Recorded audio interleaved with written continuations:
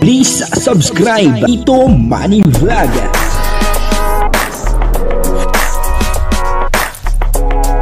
Payagan po si Tito Manny Vlog na mag-reactor para pambiling gamot sa kanya pong karamdaman. Wala man siyang records ng ng awayan.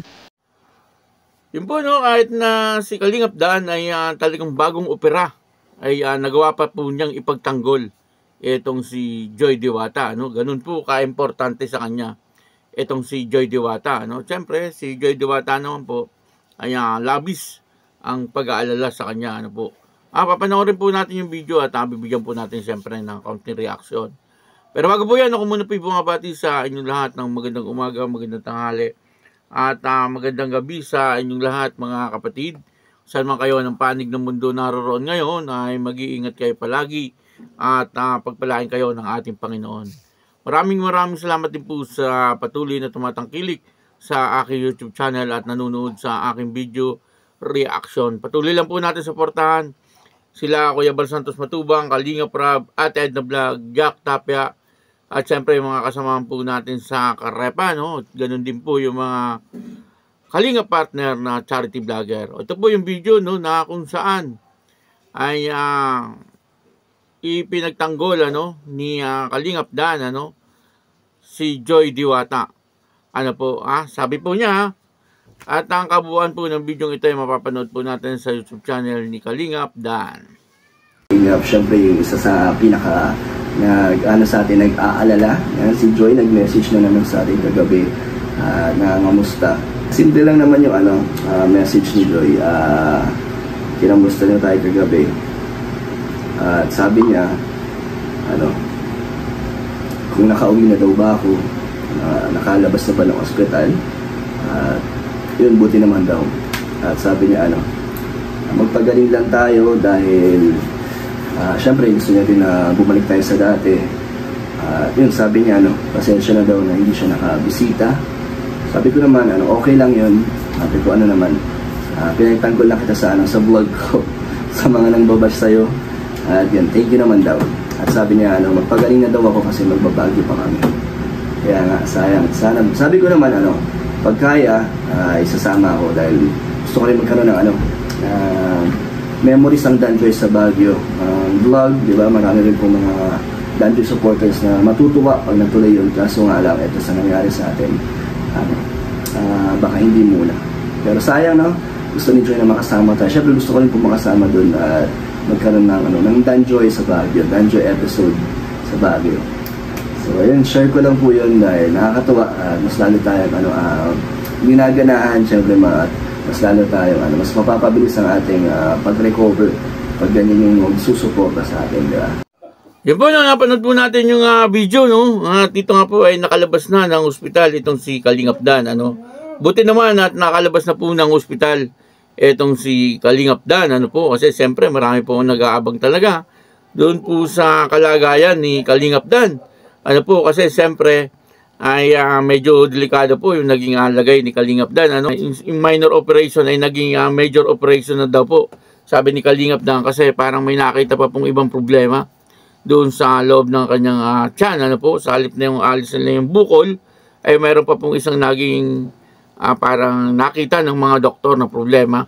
At buti na lang po daw at nakapagpa-opera din po kaagad itong si Kalingap Dan at nagpa-check up kaagad, kasi kung hindi, medyo delikado po sa kanyang kalagayan, lalo na po na siya ay nagbubuhat ng mabibigat, yung mga barbell, talagang mabibigat po yun.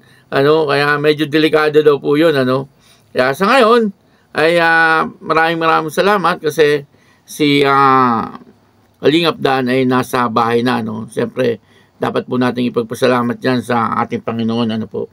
At dito nga po ay nag-chat itong si Joy Diwata, at humihingi po siya ng pasensya kasi hindi po siya nakadalaw yata doon sa hospital, noon po, parang gusto naman talagang dumalaw ni Joy Diwata, pero sabi nga po ni Kalingap Dan ay wag na daw po, kasi ayaw nga din pong mag-alala talaga ni Kalingap Dan itong si Joy Diwata. At sabi niya nga po ay palabas na raw po siya Kaya si Joy Diwata ay pinigilan na po niyang dumalaw. Pero ang katotohanan noon ay gusto pong dumalaw ni Joy Diwata dito kay Kalingap Dan, ano po.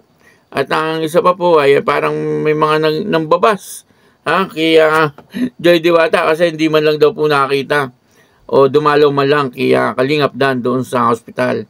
Ano? Kaya ang ginawa po ni Kalingap Dan doon sa, kung napanood nyo, doon sa vlog niya, yung bagong opera po siya, ay pinagtanggol po niya, si Joy Diwata, po. At talagang sinabi niya na siya na nga daw po ang nagsabi na huwag na pong dumalaw itong si Joy Diwata sa kanya. Kumbaga, kahit na nga po bagong opera siya o medyo masama pa po ang kanyang karamdaman, ay nagawa pa po niyang ipagtanggol si Joy Diwata sa mga baser. Ganun po ka-importante at ganun po ka-mahal ni Kalingap Dan itong si Joy Diwata. Pagmamahal na bilang isang kaibigan at pwedeng humigit pa po doon.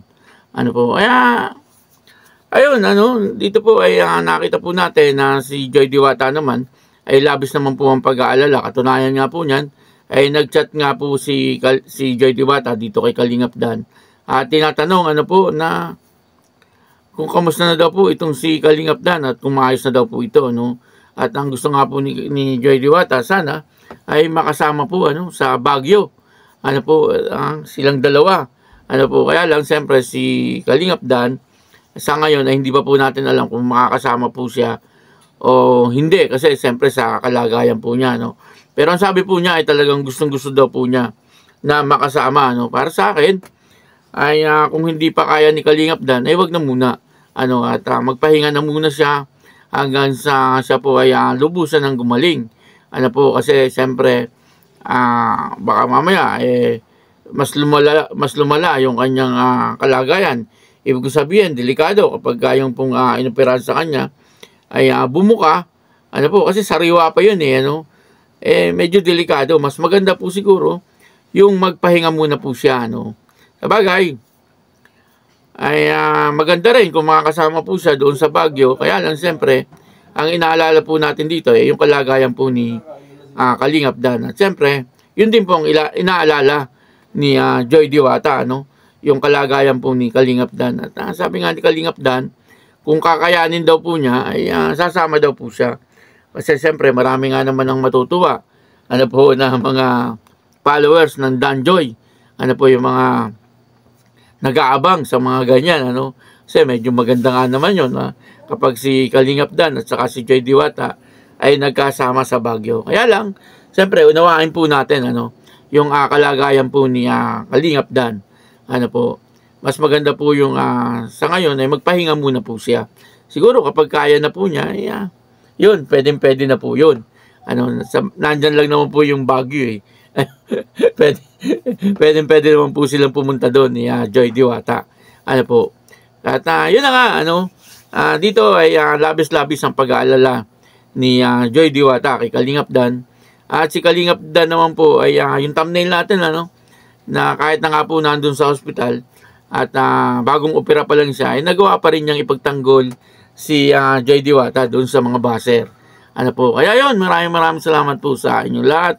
Patuloy lang po tayo sa pagsuporta dito sa Dan Joy at marami pa po tayong aabangan na talagang kaabang-abang mga sorpresa ng Dan Joy para sa atin na nanonood at umaantabay sa kanilang teleserye.